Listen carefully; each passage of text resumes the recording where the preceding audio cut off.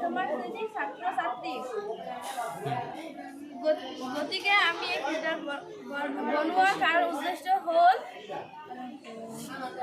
আমি নদ নদী খাল বিল আকৌ পুখুৰীৰ পৰা ডাইৰেক্ট পানী দমকল ডাইৰেক্ট পানী আনি খাওঁ এইটো খোৱাটো উপযোগী নহয় সেইকাৰণে আমি অতি কম খৰচত এই ফিল্টাৰটো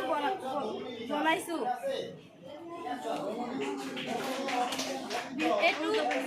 এইটো ফিল্টাৰ বনোৱা বহুতো পানী খালে বিভিন্ন ধৰণৰ বেমাৰ হয় যেনে কলেৰা ডায়েৰিয়া গলব্লেডাৰ আৰু জ্বৰ পেটৰ পাথৰ হয়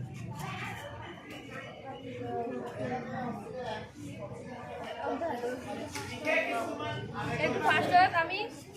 ফাৰ্ষ্ট ষ্টেপত আমি ডাঙৰ ডাঙৰ পাথৰ দিছোঁ ছেকেণ্ড ষ্টেপত আমি অকণমান সৰু সৰু পাথৰ দিছোঁ থাৰ্ডটো বালি দিছোঁ আৰু ফ'ৰ্থত আমি কপাহ দিছোঁ সেই ফাৰ্ষ্টত এইটো বেয়া পানী দিলে এইটো ষ্টেপ বাই ষ্টেপ পৰিষ্কাৰ হৈ ভাল পানী ওলায় আৰু কাৰ্টনটো ডিজাইন কৰি কাটিছোঁ তাৰপিছত এইটো ষ্টেপ বাই ষ্টেপ কাৰ্টনটো আঠা লগাই বচাইছোঁ এইটোতো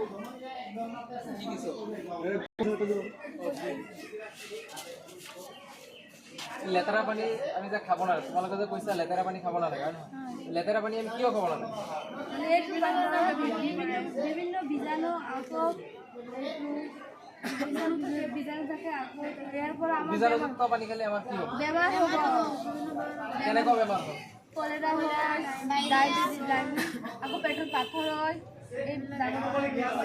বুজি পাইছা নাই তোমালোকে পাইছোঁ এইকাৰণে আমি এই ফিল্টাৰটো যে বনাইছা এইটো খৰচী হ'ব পাৰে কেনেকৈ কম খৰচত ওলাব অতি কম খৰচত বনাইছোঁ পেলনীয়া বস্তুৰ পৰা আমি এইটো বস্তু বনাইছোঁ ফিল্টাৰটো বনাইছোঁ পেলনীয়া বস্তু মানে কি কি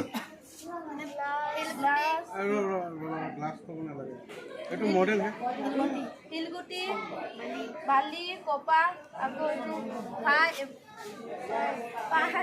এইটো পেলনীয়া পাইপ হয় আৰু কাৰ্টন দি বনাইছোঁ পেলনীয়া কাৰ্টন তাৰপিছত আমি এইটো ডাঙৰকৈ বনাবলৈ হ'লে কি কি লাগিব ডাঙৰকৈ বনাবলৈ হ'লে কি কি লাগিব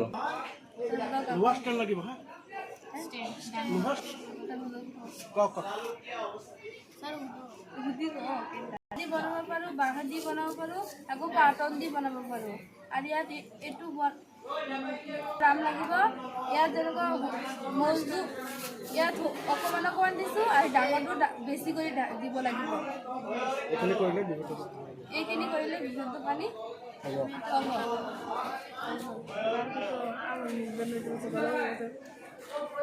আৰু পানী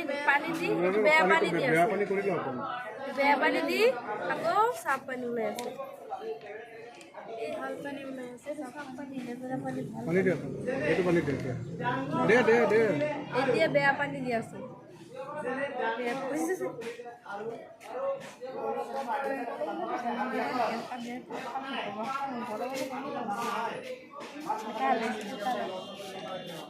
হ'ব